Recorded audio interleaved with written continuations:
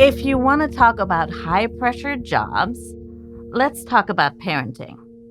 Not only is raising kids tough, the guidance on doing it well comes with so many mixed messages.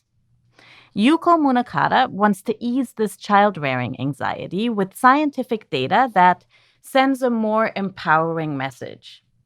Yuko is a professor of psychology and neuroscience at the University of Colorado Boulder. She hopes parents can understand how they're an important part of a child's development, but only one of many factors that go into who their kids become. Parents want what's best for their children.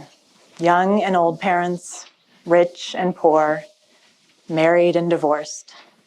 And parenting books promise to show how to achieve the best outcomes, to address the difficult decisions that parents face every day, and in the process, to reveal why each of us turned out the way we did. The problem is that parenting books send conflicting messages. Tiger parenting or free-range parenting? Parent like the Dutch to raise the happiest kids in the world, or like the Germans to raise self-reliant children? The one consistent message is that if your child isn't succeeding, you're doing something wrong. There's good news, though. The science supports a totally different message that is ultimately empowering. Trying to predict how a child will turn out based on choices made by the parents is like trying to predict a hurricane from the flap of a butterfly's wings. Wait, you might ask, what about all the successful parents with successful children, or the struggling parents with struggling children? They might seem to show the simple power of parenting.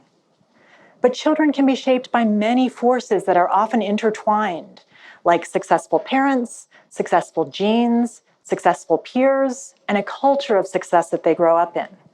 This can make it hard to know which forces influence who children become. Children have been studied to disentangle all those shaping forces that are usually intertwined. These studies follow identical twins and fraternal twins and plain old siblings, growing up together or adopted and raised apart.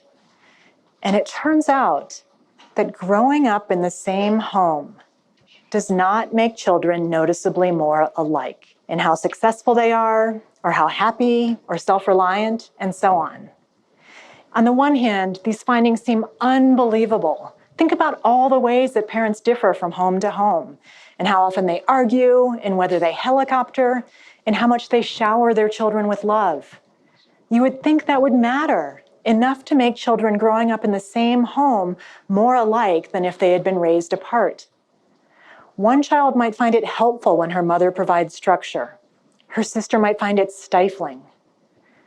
One child might think his parents are caring when they ask questions about his friends. His brother might think they're being nosy. One child might view a divorce as a tragedy, while his sister sees it as a relief. Same event, different experience. Just because an event doesn't shape people in the same way, that doesn't mean it had no effect.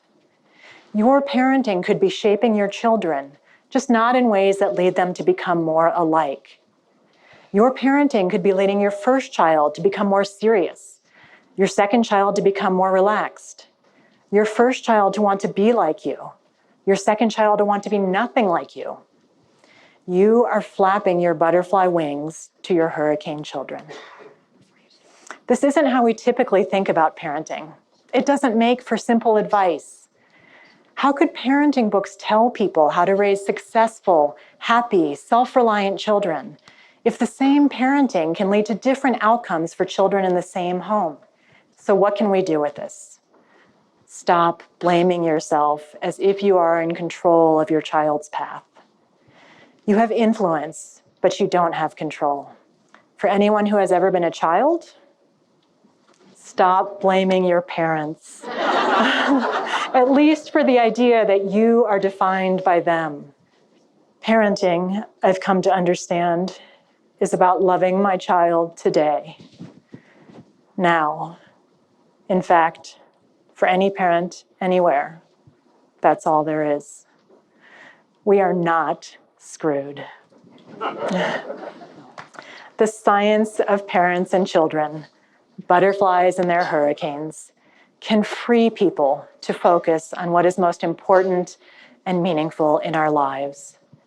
This can make the experience of being a parent and the experience of having been a child more realistic and satisfying for everyone involved. The TEDx talk you just listened to was recorded at a TEDx event in Boulder, Colorado. All TEDx events are independently organized by volunteers who believe in TED's mission of ideas worth spreading. Special thanks to the organizing team at TEDxCU.